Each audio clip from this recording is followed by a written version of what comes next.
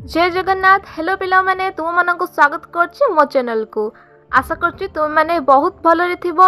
यदि तुम माने मो चैनल को नुआ देखुछ तेबे मो चैनल को लाइक से सब्सक्राइब करबा को भूलिबो नाही। तेबे मु तुम मानक पई आज आउ गोटिए नुआ कहानी नै आसीछि। आजिर हम कहानी रो नाम होछि बुद्धि थिले सब मिले। तेबे चलो सुनिबा आजिर हम कहानी। धर्म प्रदेश बोली गोटे देश थिला। से देशर राजा थिले सुधर्मा। से थिले धर्मपरायण, दयावंत और विवेकी।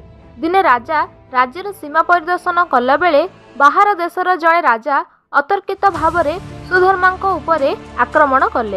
एही समय सीमा को लगी गाँव में 5 जन युवक पाख प्रांत खेलुथिले। पाटितुंड शुणी सेमाने जाई देखिले बाहर देशर राजा किछि सैन्य धरी सुधर्मा उपरे आक्रमण आरंभ कर दैछन्ति। 5 जन जाक युवक थिले शक्तिशाली और बपुवंत।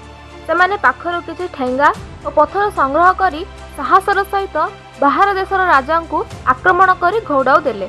विशेषकर सेमाने घोड़ा गुड़ गुड़िक बाड़े छोट करदेबारु सैन्य माने भयभीत होई पलाई गले। एक अतर्कित आक्रमण और मरण मुहर राजा रक्षा पाईगले। ता परदिन राजा मंत्री को कही से 5 जन युवक को राजसभा को डकाइले।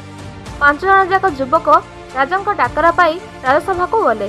राजा को प्रणाम करी ठिया हेले। राजा सेमानंकु देखि स्मितहास्य सह कहले, काली तुमे माने मोर जो उपकार करिछ सेथि पई मु तुम मानंकु किछि पुरस्कार देबी। तुमे माने जहा मागिबो मु निश्चय देबी। प्रथम युवकटी गोटिए घर मागिला। द्वितीय युवकटी कहिला, महाराज मते गोटिए भल चाकरी दरकार। तृतीय युवकटी कहिला, आज्ञा मोर गोटिए सुंदर स्त्री दरकार। से रूपवती होइथिबो आ गुणवती मध्ये होइथिबो। मु ताकू न पाई आनंद रे कालातिपात करिबी। चतुर्थ युवकटी कहिला, आज्ञा महानुभाव आपण जानिथिबे जे आम गाँव को भल रास्ता नहीं। वर्षा दिन आम गाँव को चाली करी जीवा मध्य भारी कष्टकर हो जाए। जदि आपण आम गाँव को भल रास्ता टीए कहि दियन्ते मु खुशी हुअन्ती। पंचम युगटीए जेतेबेले पाଳି पड़िला से बड़ विनम्र भाव हाथ जोड़ी कहिला, हे मणिमा मो प्रणाम ग्रहण करंतु। मु कौनसी आशा रखी आपण को रक्षा करने को जाई नथिली। सेथिबे मोर किछि पाइबार दाबी आपणक पाखरे नाही। मात्र आपण होउछन्ती आम राज्यर राजा। आपणक आदेश अमान्य करिवार साहस मोर नाही। तेणु मु एतिकी निवेदन करुछि जे आपण वर्ष को मात्र गोटिए दिन और गोटिए राति मो अतिथि हेबे। सान मुहरे जदि बड़ कथा कही थाए तेबे मते आपणकर महानुभाव गुण रे क्षमा करिदेबे। राजा अत्यंत खुशी होई 5 जनकर अनुरोध को अनुमोदन कले।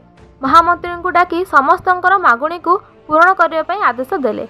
महामंत्री प्रथम 4 जन युवक जहाँ दरकार ताहा व्यवस्था करदेले। मात्र पंचम युवक पई कौन कर जिवो? राजा रथ जीवाई तांको संगरे जीवे पात्र मंत्री, सेनापति, देह रखी। तेणु पंचम युवक को गाँव को रास्ता तैयारी हेबा संगे संगे रास्ता कड़े गछ लगाइले, कुओं खोलागला, मंदिर गढ़ागला। आउ युवक कुड़िया घर तो राजा रात्रि जापन करें। तेणु युवक गोटे भल प्रसाद निर्माण करागला। प्रसाद रक्षणाबेक्षण पाई माली, पूजारी, निरापत्ता रखी नियुक्त करागला। युवक को गाँव में परिदर्शक चाकरीटीए मिलिला। जो चाकरी युवक जनक मासकू मोटा अंकरे दरमा पाइले। सबुठु बड़ कथा है जे राजा रुचि अभ्यास जानिथिबा गोटे झील को युवक को विवाह करदेले सिना राजकीय ढंग से समस्त कार्य तुलाई पारिबो। तेणु राजा को बुझाई से राजकुमारी को युवक सह विवाह कराइदेले। या फल से युवकटीर 4 जन जाक बंधु जहाँ पाइथिले बुद्धि बंधुटी गोटे बर मागी सब जिनिस पाई पारिले। तेणु पिला माने बुद्धि बल सबकिछि मिल पारिबो। धन्यवाद। कहानी तो ये शेष हो जाए, किंतु यही कहानी किछि प्रश्न मु तुम मानक पचारिबी। यार उत्तर तुमे माने मते कमेंट माध्यम रे जणाइबो। ते प्रश्न क, सुधर्मा केउ राज्यर राजा थिले? प्रश्न ख, पंचम युवकटी राजा को कौन मागिला? प्रश्न ग, राजा 5 जन युवक को काहींकि पुरस्कार देवा पई कहिले? प्रश्न ख, केउ समय रे राजा उपरे आक्रमण हला? तेबे एही प्रश्न गुड़िकर उत्तर मते कमेंट माध्यम निश्चित भाव में जणाइबो। धन्यवाद।